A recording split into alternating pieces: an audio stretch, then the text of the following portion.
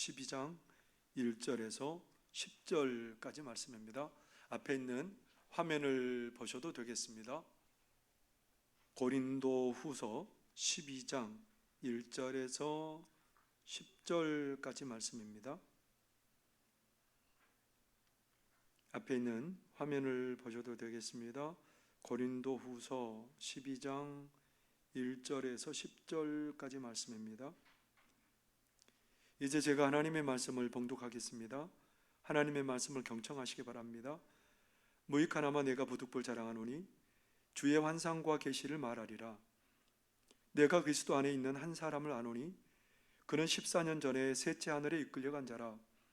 그가 몸 안에 있었는지 몸 밖에 있었는지 나는 모르거니와 하나님은 아시느니라. 내가 이런 사람을 아노니 그가 몸 안에 있었는지 몸 밖에 있었는지 나는 모르거니와 하나님은 아시느니라. 그가 낙원으로 이끌려가서 말로 표현할 수 없는 말을 들었으니 사람이 가히 이르지 못할 말이로다. 내가 이런 사람을 위하여 자랑하겠으나 나를 위하여는 약한 것들 외에 자랑하지 아니하리라. 내가 만일 자랑하고자 하여도 어리석은 자가 되지 아니할 것은 내가 참말을 함이라. 그러나 누가 나를 보는 바와 내게 듣는 바에 지나치게 생각할까 두려워하여 그만두노라. 여러 계시를 받은 것이 지극히 크므로 너무 자만하지 않게 하시려고 내 육체의 가시 곧 사탄의 사자를 주셨으니 이는 나를 쳐서 너무 자만하지 않게 하려 하심이라. 이것이 내게서 떠나가게 하기 위하여 내가 3번 죽게 간구하였더니 나에게 이르시기를 내 은혜가 내게 족하도다. 이는 내 능력이 약한 데서 온전하여짐이라 하신지라. 그러므로 도리어 크게 기뻐함으로 나의 여러 약한 것들에 대하여 자랑하리니 이는 그리스도의 능력이 내게 머물게 하려 함이라. 그러므로 내가 그리스도를 위하여 약한 것들과 능력과 궁핍과 박해와 곤고를 기뻐하노니 이는 내가 약한 그때에 강함이라. 아멘. 이는 하나님의 말씀입니다. 기도하겠습니다. 하나님, 우리 하나님의 은혜는 영원토록 하나님 변하지 않습니다. 하나님의 은혜는 우리가 연약하고 우리가 곤고할 때에 더 놀라웠게 임하는 줄 믿습니다. 피곤하고 공고한 우리 심령들을 이 시간 하나님께서 붙들어 주옵소서. 하늘의 평강과 기쁨과 은혜로 가득하게 채워주시어서 우리들이 소성케 되는 역사가 일어나게 하여 주시기를 원하옵고 바라옵나이다. 하나님의 말씀을 들을 때에 하나님 저희들의 심령이 살아나는 역사가 일어나게 하여 주시옵시고 치료받는 역사가 일어나게 하여 주시옵시고 하나님 은혜 그릇들마다 가득하게 은혜로 채워지는 역사가 일어나게 하여 주옵소서. 하나님 아버지 오늘도 치료할 자들을 치료하여 주시옵시고 하나님 세우실 자들을 세워주시고 일으킬 자를 하나님께서 일으켜 주옵소서.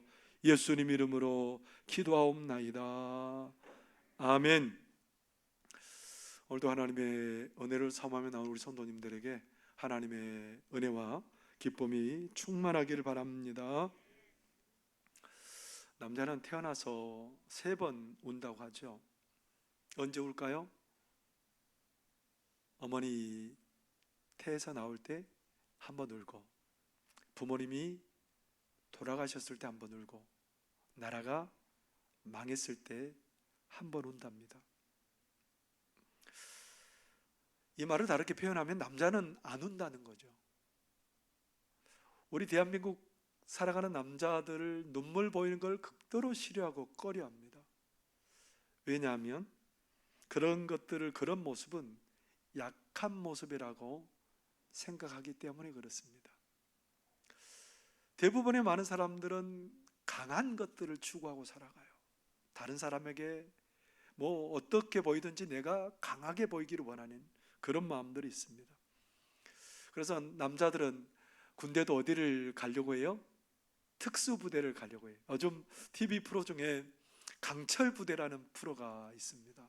이 강철부대는 특별한 군대, 뭐 특전사나 해병대나 UDT나 그런 데서 군대 생활하다가 이렇게 전역한 그런 사람들이 와서 4명씩 한 조를 이루어서 자기 부대의 명예를 걸고 겨루는 겁니다. 어떤 임무를 부여받고 그 임무를 가장 먼저 완수한 팀이 우승하는 거죠.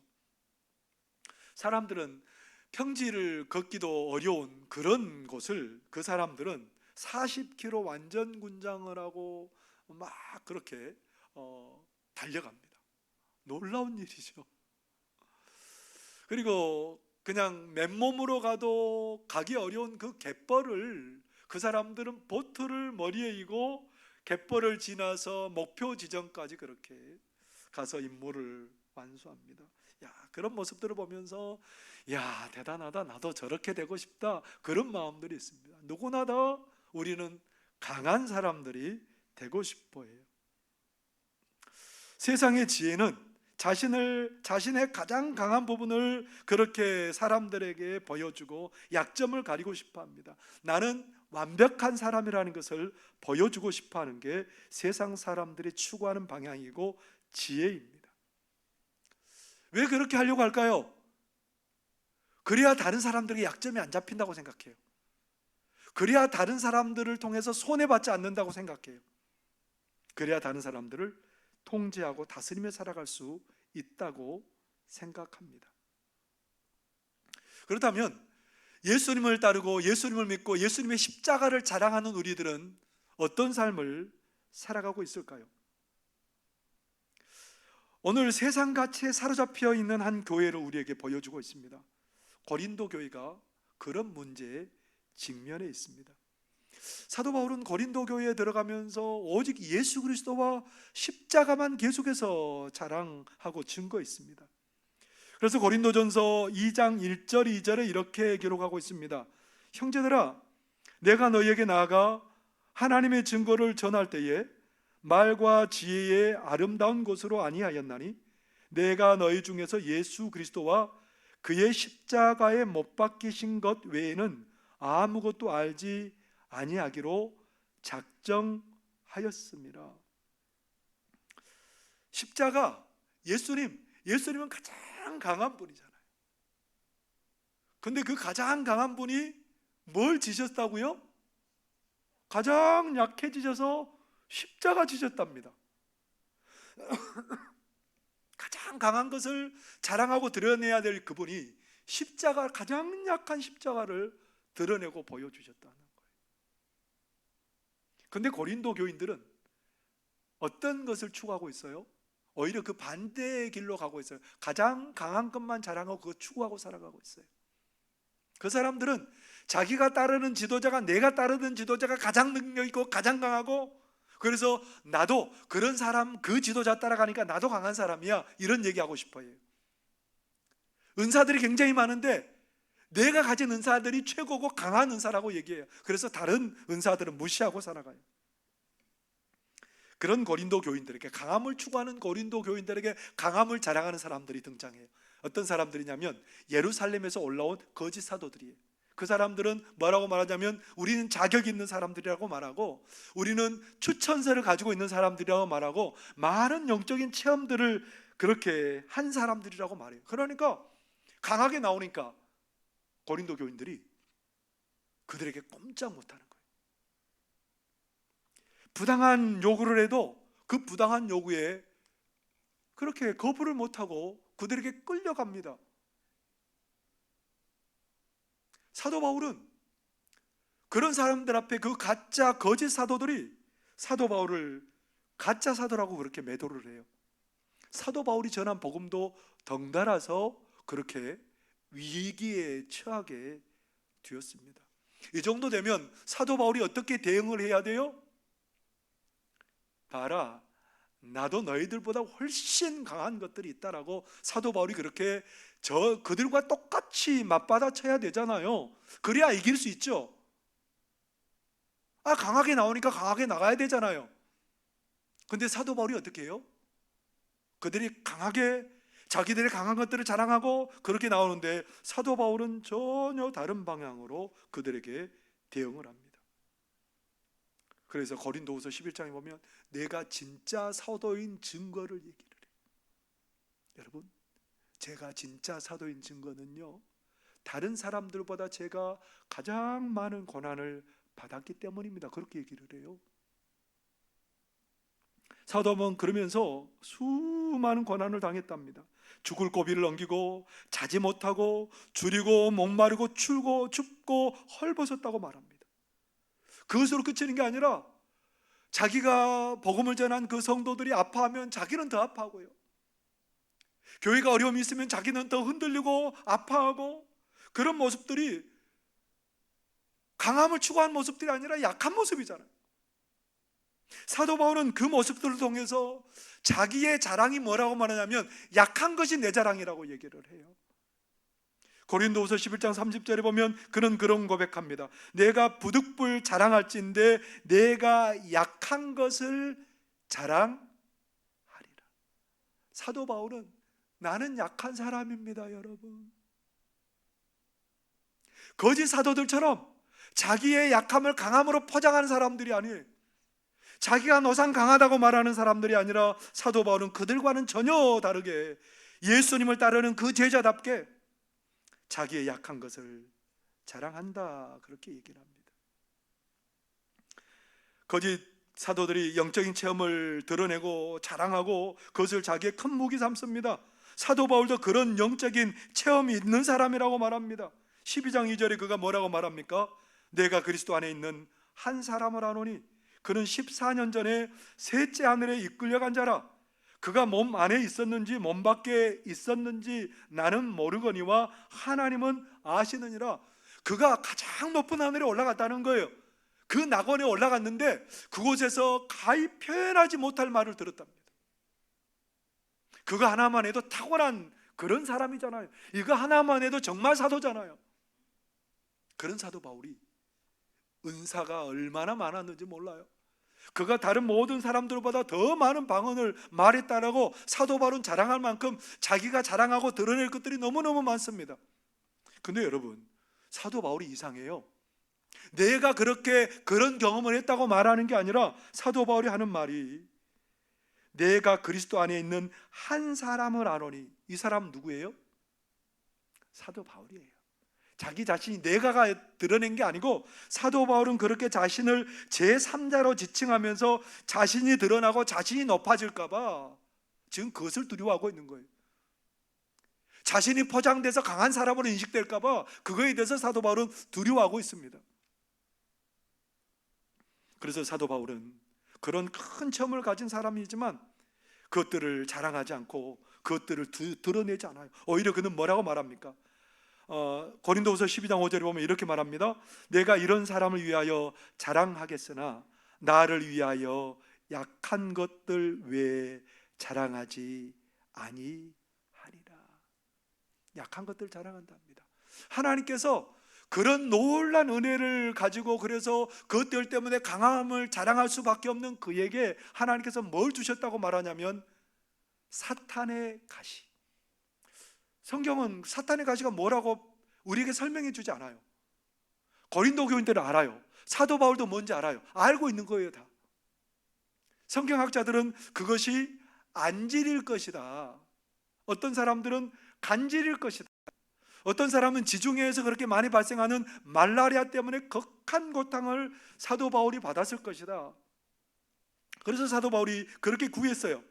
하나님, 이것 좀 나에게서 좀 가져가 주십시오. 이게 있으면 내가 복음의 일을 하기가 너무너무 어렵습니다. 그래서 사도 바울은 그것을 하나님이 가져가 달라고 3번이나 기도했답니다. 그렇지 않겠어요? 그런 어려움이 있으면 복음 사역에 짐이 되고 어려움이 되니까 그거 하나님 가져가 주세요. 나에게 남겨주셔야 될 것은 오직 내가 이런 신비한 경험과 놀라운 능력을 내가 나에게 남겨주시고 나의 연약한 것들을 다 뽑아가 주세요. 여러분, 맞잖아요. 근데 하나님께서 사도 바울이 그렇게 하는데 하나님께서 사도 바울에게 어떻게 하셨을까요? 고린도후서 12장 9절에 보면 그렇게 말씀하십니다. 나에게 이르시기를 내 은혜가 네게 족하도다. 이는 내 능력이 약한 데서 온전하여 짐이라 하신지라. 그러므로 도리어 크게 기뻐함으로 나의 여러 약한 것들에 대하여 자랑하리니 이는 그리스도의 능력이 내게 머물게 하려 함이라. 오히려 그 고난받는 게 너에게 주는 은혜랍니다.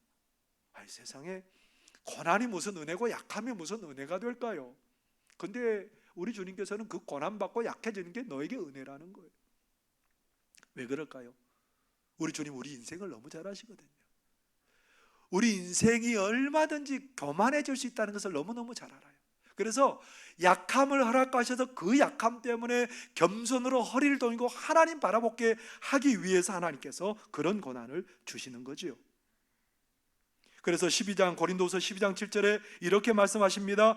여러 계시를 받은 것이 지극히 크므로 너무너무 커서 자만하지 않게 하시려고 내 육체의 가시 곧 사탄의 사자를 주셨으니 이는 나를 쳐서 너무 자만하지 않게 하려 하시니라. 너무 은혜가 커서 내가 교만하게 될까 봐 하나님께서 뭘 주셨다고요? 사탄의 가시를 주셨다. 그래서 나를 어떻게 하시려고요? 자만하지 않게 하시려고. 우리 인생들은 약할 때 자만하지 않을 수 있다라는 겁니다. 우리가 자만하고 교만하면 결국은 그 인생 무너져 버리고 깨뜨려져 버려요. 이스라엘의 초대 임금 사울이 참 겸손한 사람이었습니다.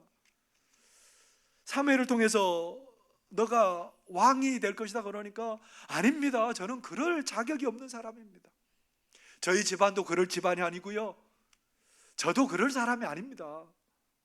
나중에 왕으로 세울 때 사울은 어디에 있었냐면 짐 뒤에 숨어 있었습니다.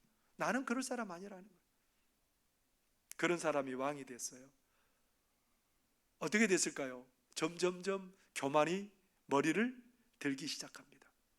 블레셋과 전쟁터에 있는데 이스라엘 백성들이 무서워서 다 도망가니까 곧 얼른 사무엘이 와야 되는데 안 와요. 그래서 사무엘이 와서 얼른 제사를 드려서 용기를 얻고 싸움을 싸워야 되는데 너무 급한 나머지 사울이 드려서는 안 되는 제사를 자기가 직접 집내에서 드려요. 하나님이 책망하십니다. 그 정도 됐으면 교만해야 되지, 교만한 것을 버리고 겸손해야 되잖아요. 근데 나중에 어떻게 돼요? 사무엘을 통해서 하나님의 명령이 주어집니다. 너는 아말렉 족속을 다 진멸해라.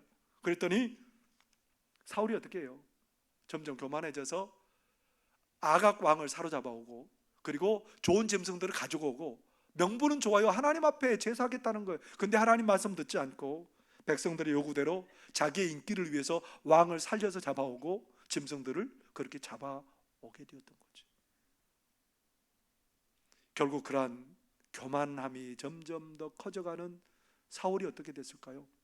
블레셋과의 전투에서 나중에는 그렇게 아들들과 함께 전사하는 그런 불행으로 끝나는 것을 우리가 보게 됩니다.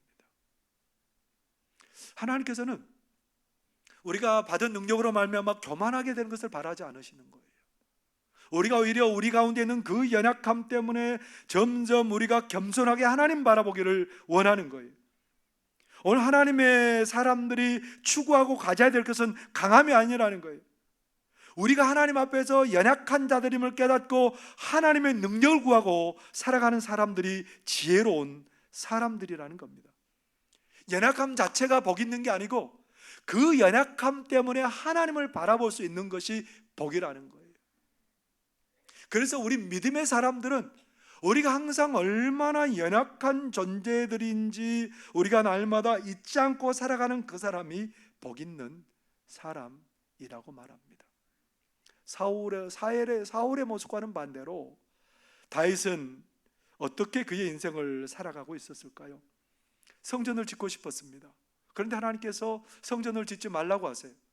솔로몬이 성전을 지을 것이라고 말하니까 다윗이 솔로몬이 성전을 지을 수 있도록 모든 것을 다 내어놓습니다. 자기의 은금 보물을 하나님께 다 드리고요, 백성들과 함께 힘에 넘치도록 헌신해서 성전을 지을 것들이 가득하게 쌓였습니다. 그래서 다윗이 너무너무 감사하고 기뻐서 그렇게 하나님 앞에 기도해요. 역대상 29장 15절에서 16절에 다윗은 이렇게 감사하며 기도하고 있습니다. 우리는 우리 조상들과 같이 주님 앞에서 이방 나그네와 거류민들이라 세상에 있는 날이 그림자 같아서 희망이 없나이다.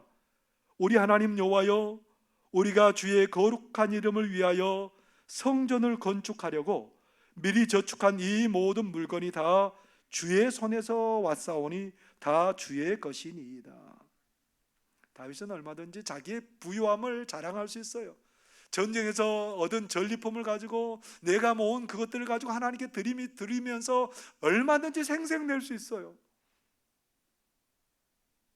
자기의 그 지도력 때문에 많은 물건들을 쌓아놓고 그냥 그것들을 자랑할 수 있어요. 과시할 수 있어요. 근데 다윗은 뭐라고 말해요? 그런 말 한마디도 안 해요. 그가 고백하는 것은 뭐예요? 하나님, 저는 나그네와 같은 사람입니다. 그림자와 같이 금방 존재하는 듯 없어지는 사람입니다. 다윗은 그런 자신의 연약함을 늘 붙들고 살았기 때문에 그가 그런 복된 삶을 살 수 있었던 겁니다. 그만큼 능력 있는 사람이 어디 있어요?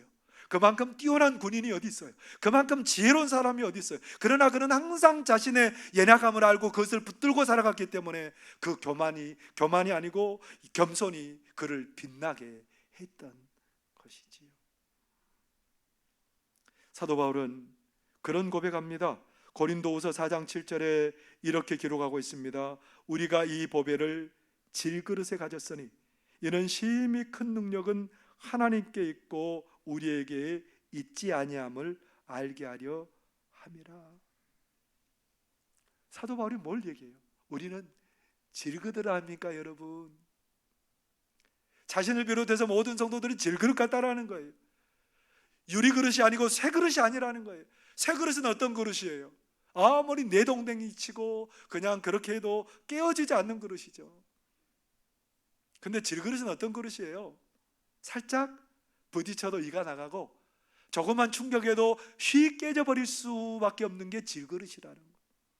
사도 바울은 우리 인생이 그런 질그릇 같습니다. 하나님, 그것을 늘 가지고 간직하고 살아가고 있는 거예요. 이것을 아는 게 지혜인 거예요. 그래서 하나님께서는 계속해서 너희들은 연약한 존재들임을 우리에게 인식시켜주고 싶어 하세요.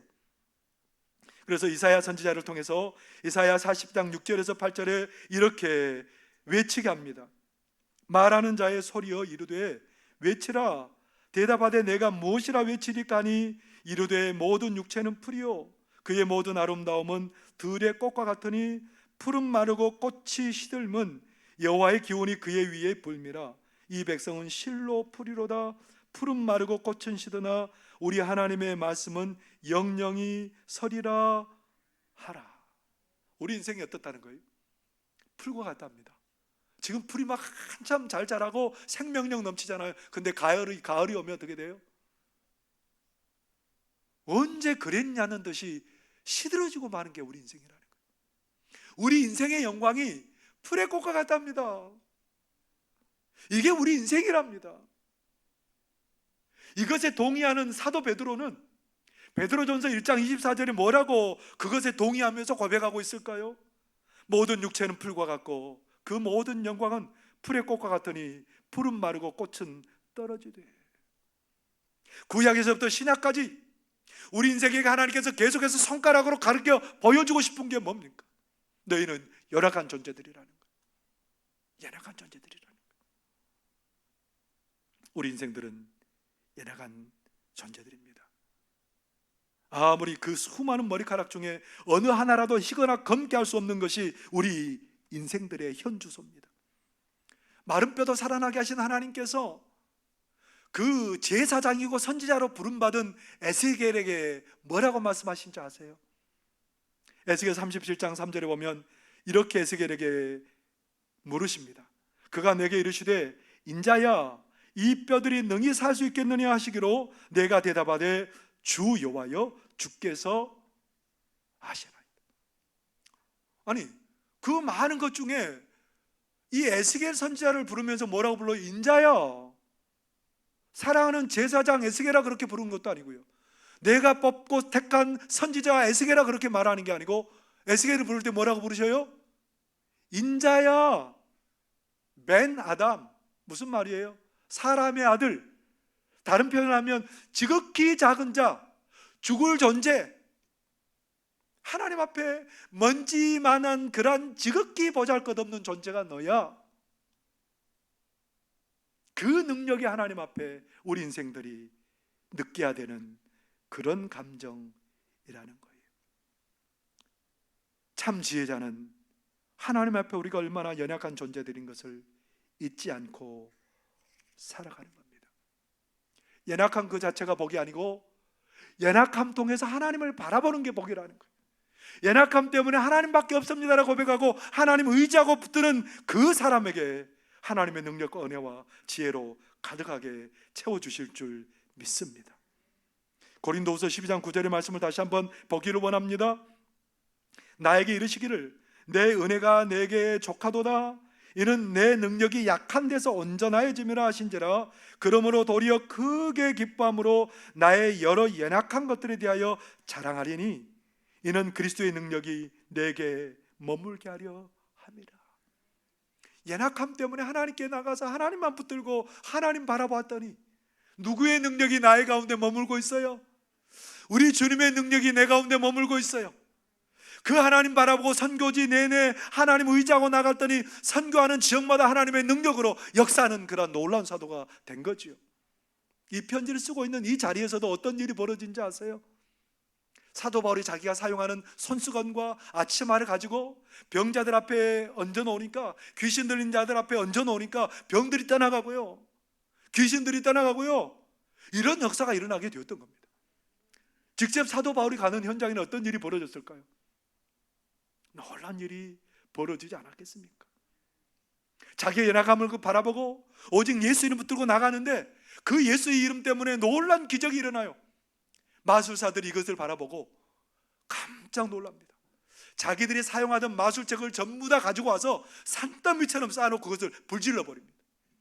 나도 예수 믿겠답니다. 사도 바울의 선교 현장에서 왜 이런 일이 벌어지는 걸까요? 왜 이런 역사가 나타나는 걸까요? 하나님, 나는 약합니다. 나는 약합니다. 하나님밖에 없습니다. 약함을 고백하고 하나님 바라봤더니 하나님의 능력으로 채워주셨습니다. 선교 현장마다 능력이 나타나게 되었습니다. 하나님께서는 오늘도 내 약함을 고백하고 하나님을 바라보는 그 사람을 찾고 계신 줄 믿습니다. 여러분 보세요. 모세를 언제 쓰세요? 하나님께서 언제 모세를 쓰시죠? 40대 혈기왕성하고 능력 있을 때, 가장 전성기 때 모세를 들어 쓰시면 얼마나 좋아요. 일도 잘하고 빠릿빠릿하고 민첩성도 있고. 모세가 그 정도 됐을 때 써야 맞는 거잖아요. 근데 모세가 40년이 지나서 80이 됐습니다. 이제 말도 잘 못하고 이게 힘도 없고 그런 모세예요. 그래서 하나님께서 불러서 모세야 이제 내 일 좀 해야 되겠다 그러니까 모세가 뭐라고 그래요? 안 돼요 하나님, 제가 쓰임밖에 부족합니다. 그런데 하나님께서 그 모세를 들어 쓰셔서 40년 동안 그를 들어 쓰셔서 일하십니다. 인생이 가장 연약한 그 자리에 우리 하나님 찾아오셔서 그에게 능력을 주시고 하나님의 일들을 감당하게 하신다라는 겁니다. 다윗을 언제 쓰세요 여러분? 다윗이 골리앗을 무너뜨리고 전쟁터에 가는 곳마다 승승장구하고 사울이 죽인 자는 천천히요 다윗이 죽인 자는 만만이라고 그렇게 개선가를 부르는 그 사람들 앞에 그때 하나님이 쓰셔야 되잖아요. 근데 언제 다윗을 쓰세요? 사울에게 10년 동안 쫓김을 받고 가장 연약하고 나의 연약함을 고백할 수밖에 없는 그 자리에 있는 다윗을 불러서 왕 삼습니다. 예수님께서 제자를 부르실 때 어디에서 제자를 택하셨을까요? 예루살렘 그 지식 많고 능력 많은 그 사람들 중에 고르고 골라서 그 사람들 중에 하나를 택하셨을까요? 어떤 사람 택하시던가요? 갈릴리 바다에서 정말 어떻게 보면 세련됨도 없고 지식도 없고 참 거칠고 다듬어지지 않는 그 사람을 들으셨어요. 그 베드로 하나님이 부르셨어요. 저 사람 불러다가 뭐에 쓰려고 그러지? 저 사람 불러서 어디에 쓰지? 근데 우리 주님은 아무것도 내세울 곳 없는 가장 연약한 자를 불러 들어 쓰신답니다. 아무 능력 없고 연약해서 하나님만 바라보는 그 인생을 하나님께서 들어 쓰신답니다. 고린도 교회 가운데도 자랑할 것 없는 사람들이 너무너무 많아요. 그런데 사도 바울이 그렇게 말합니다. 우리 자랑할 것 없고 아무것도 없을지라도 연약함을 고백하고 하나님께 나아갈 때에 하나님 들어 쓰신다는 겁니다. 김동호 목사님을 가끔 얘기를 하는데요, 이 김동호 목사님이 개혁을 추구하는 목사님입니다. 참 그러니까 강하죠. 전사 같은 그런 마음을 가지고 그런 기질을 가지고 많은 개혁을 이루었습니다. 근데 이 김동호 목사님이 가장 약함을 경험할 때가 2번 있었답니다. 그런 개혁을 추구하고 가다 보니까 사람들하고 마찰이 생기고 불화가 생기고 분쟁이 생겨서 어느 날 그 교회에 사표를 냈답니다. 사표를 내고 사택도 비워주고 너무너무 막 이게 탈진이 되어서 아무런 것도 할 수 없는 거예요.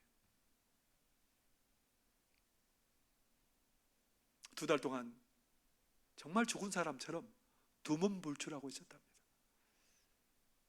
너무 힘이 없어서 먹지도 못하고 자지도 못하고 그렇게 죽은 사람처럼 있는데, 가장 연약해져 있는데 거실에 거실 벽에 붙어있는 이 손바닥만한 십자가가 눈에 들어오더랍니다.